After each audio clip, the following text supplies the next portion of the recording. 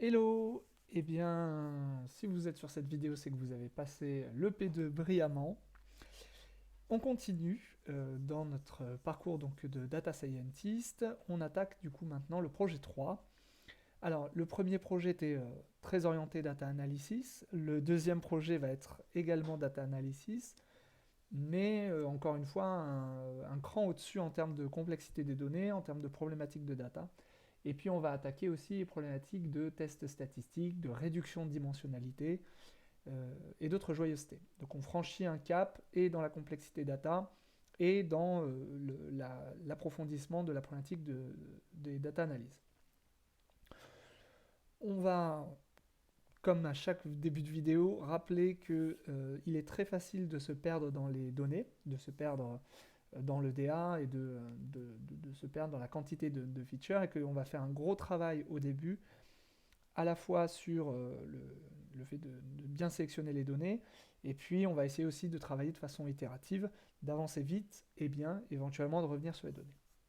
Donc c'est parti, on télécharge pour le coup un seul fichier, donc ça c'est cool, un fichier qui est extrêmement lourd, extrêmement long, extrêmement diffus dans sa qualité, dans les différents features, les différentes colonnes. Et je suppose pour la vidéo que vous avez déjà fait l'EDA, c'est-à-dire que vous avez déjà regardé l'EDF, que vous avez déjà regardé la shape, les types des colonnes, etc., etc. Ce qui va nous intéresser grandement dans ce projet-là, c'est d'abord le taux de NaN. On va voir que en fonction de certaines colonnes, il y a parfois 80, 90, voire parfois 100% de données qui sont manquantes. Et comme on a énormément de colonnes et énormément de lignes, une fois de plus, notre travail, ça va consister à prendre une belle hache et à taper, à couper à la hache dans notre data frame, quitte à après itérer sur le projet et venir rajouter des colonnes qu'on avait gardées à la base. On va virer les colonnes qui ont un trop fort taux de NaN, mais si on lit bien le projet, il est dit également qu'on s'intéresse plutôt au marché français. Donc on va essayer de faire un filtre pour garder les datas qui sont des datas françaises. On regardera comment on le fait, mais bon, on va éliminer un certain nombre de lignes rien qu'avec cette méthode-là. Ensuite, il va falloir qu'on se fasse une sélection de features. Et pour faire cette sélection de features, il va falloir plonger dans les données. Plonger dans les données. Alors, qu'est-ce que ça veut dire? C'est-à-dire qu'il va falloir regarder un peu colonne par colonne. Est-ce que ça nous parle? Est-ce que c'est des colonnes qui sont intéressantes? Est-ce que c'est des colonnes qui nous sont utiles? Est-ce que la même information est présente plusieurs fois? Et si oui, quelle information on garde?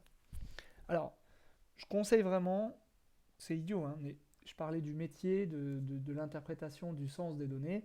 Levez-vous, allez dans votre frigo, et c'est pas une blague, prenez n'importe quel produit et regardez derrière l'étiquette. Qu'est-ce qu'il y a sur cette étiquette? Le sucre, le sel, les calories, éventuellement les protéines. En fait, c'est principalement ces données-là qu'on va garder. Il y a des données dans le dataset qui sont très intéressantes. Malheureusement, on n'a pas assez de features, on n'a pas assez de, il y a trop de NaN, on ne va pas pouvoir les garder. Donc, essayons de garder, on va dire, une dizaine maximum de colonnes, avec et des colonnes de valeur, et des colonnes qui vont nous servir à nous repérer. Le type de produit, éventuellement on peut garder le nom du produit pour peut-être avoir un moment la lecture de est-ce que ce produit me parle, est-ce qu'il est intéressant ou pas. Mais voilà, travaillons un petit peu à la SERP et posons-nous les questions de quels sont les features dont on a besoin. Est-ce qu'on a besoin de la catégorie de produit? A priori oui. Est-ce qu'on a besoin du Nutri-Score ou du Nutri-Grade? Est-ce qu'on a besoin du Nova Group ou du Nova Grade? Est-ce qu'on a besoin, voilà, des différentes colonnes parce que si on n'a pas d'information, des fois on pourra l'imputer, des fois on ne pourra pas l'imputer. Donc essayons d'avoir des colonnes où on n'a pas ce sentiment que ça va nous gêner de l'imputer. Une fois qu'on a restreint notre nombre de colonnes, eh ben on va commencer à regarder éventuellement les outliers. Alors, les outliers, c'est un sujet intéressant. Il y a les données qui sont aberrantes. Par exemple, si j'ai le taux de sel pour 100 grammes et que j'ai une donnée qui est négative, c'est un problème. Je ne vais pas pouvoir la garder. Alors, en tant que tel, soit je vire la ligne, pourquoi pas, soit je remplace par un chiffre qui a l'air plus pertinent. Le problème de ça, c'est que le taux de sel par produit, la médiane du dataset ne va pas nous intéresser. Pourquoi? Parce que en fonction de si c'est un plat préparé, du Coca-Cola, un fruit, une viande ou même du sel, si c'est du sel, ben, il y a 100% de sel, 100 grammes de sel pour 100 grammes, ça n'aura pas le même impact. Donc si on veut traiter des outliers ou si on veut traiter les nanes, il faudra le faire en faisant attention au sens que ça va donner de faire l'imputation. Les produits pour 100 grammes, les produits pour 110 grammes, on peut les supprimer. Les nanes, il faudra regarder ce qu'on fait. Les outliers, il faudra regarder ce qu'on fait.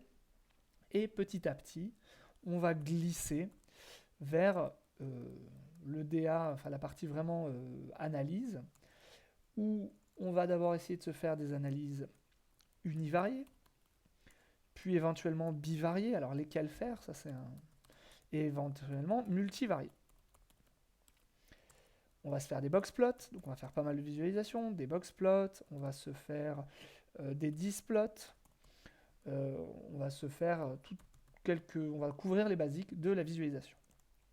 Ok, on va se faire également des tests statistiques. Alors j'en ai pas parlé, mais bien sûr on va se faire une matrice de corrélation, et on la fera soit au global, soit on la fera par sous-catégorie.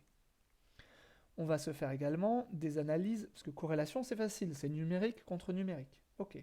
Si j'ai un feature maintenant catégoriel par rapport à un feature numérique, comment je fais? Et si maintenant j'ai des features qui sont catégorielles par rapport à des features catégorielles, comment j'analyse l'impact de l'un par rapport à l'autre? Donc on verra tantôt la vise, tantôt le test statistique associé, que ce soit donc une matrice de corrélation, une ANOVA, ou un test du Ki2.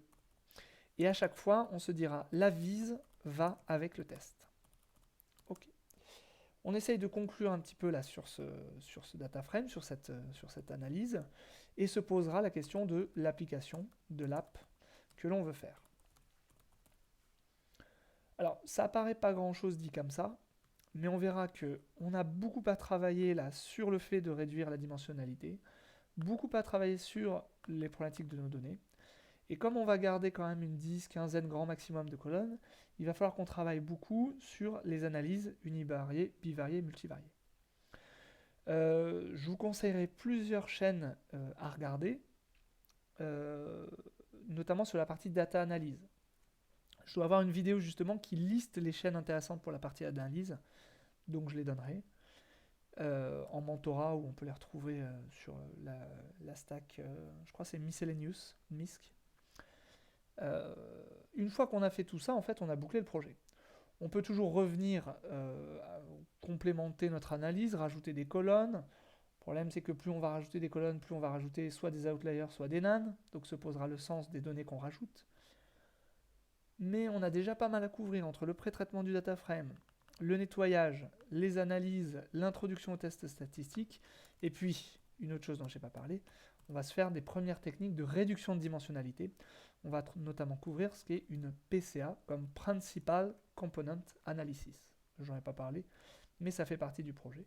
Une fois qu'on a fait tout ça, qu'on a travaillé sur notre app, qu'on sait à peu près ce qu'on veut faire, pourquoi faire, etc., en gros, on boucle ça, on met ça dans un joli PowerPoint, on présente et on passe à la suite. Il ne s'agira pas de passer trop de temps en dehors des éléments que j'ai évoqués. N'allons pas trop loin.